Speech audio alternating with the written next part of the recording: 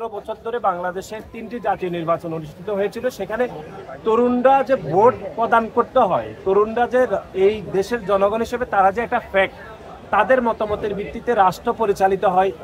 তারা চাইলে সরকার পরিবর্তন করতে পারে, তারা যখন চাইবে না তখন অন্য কোনো সরকার, যে কোনো সরকার পরিবর্তন করে দিতে পারে।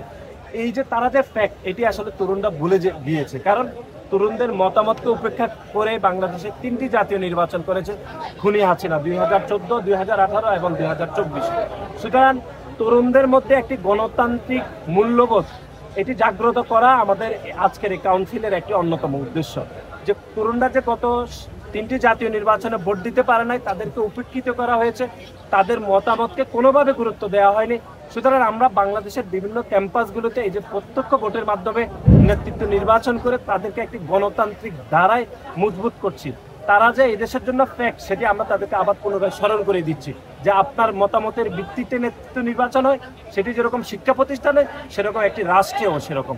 সেই জন্য আমরা এই নেতৃত্ব ধারাটা প্রত্যক্ষ ভোটের মাধ্যমে করার চিন্তা ভাবনা করছি। শিবির বিভিন্নতা, দেখুন শিবিরের কি বলছে সেটি আমাদের খুব বেশি, আমরা এগুলো নিয়ে বেশি ভাবছি না।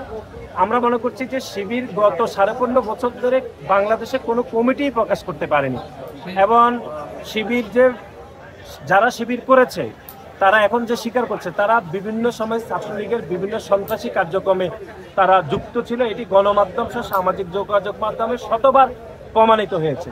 এবং এই 5 আগস্টের পরে বাংলাদেশ জাতীয়তাবাদী ছাত্রদল প্রায় 900-এরও অধিক শিক্ষা প্রতিষ্ঠান আমরা কমিটি করেছি, এবং আমাদের ইচ্ছা রয়েছে আগামী 2 মাসে সেটির সংখ্যা 2500-এরও বেশি শিক্ষা প্রতিষ্ঠান আমরা কমিটি করব, এবং প্রতিটি কমিটি আমরা গণমাধ্যমে প্রকাশ করছি, আপনাদের মাধ্যমে সারা দেশের শিক্ষার্থীদের কাছে আমরা পৌঁছে দিচ্ছি। সুতরাং আমাদের রাজনীতি হচ্ছে প্রকাশ্যে গণতান্ত্রিক রাজনীতি, সেটি খুনি হাসিনার সময় আমরা প্রকাশ্যে করেছি।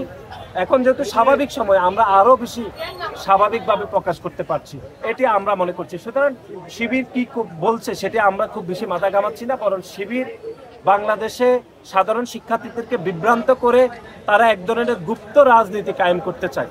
তারা এই পর্যন্ত আপনি দেখেছেন ঢাকা বিশ্ববিদ্যালয় তারা 14 সদস্য কমিটি প্রকাশ করলো, তারা কোনোভাবে পূর্ণাঙ্গ করতে পারেনি।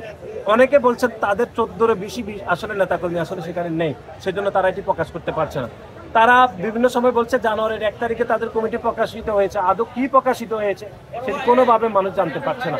এটির একটি কারণ হচ্ছে তারা গুপ্ত রাজনীতি করে শিক্ষার্থীদেরকে বিভ্রান্ত করতে চায়, এটি একটি উদ্দেশ্য। আর আমরা বাংলাদেশ জাতীয়তাবাদী ছাত্রদল, আমরা এখন সাধারণ শিক্ষার্থীদের ম্যান্ডেট মেনে আমরা রাজনীতি করছি।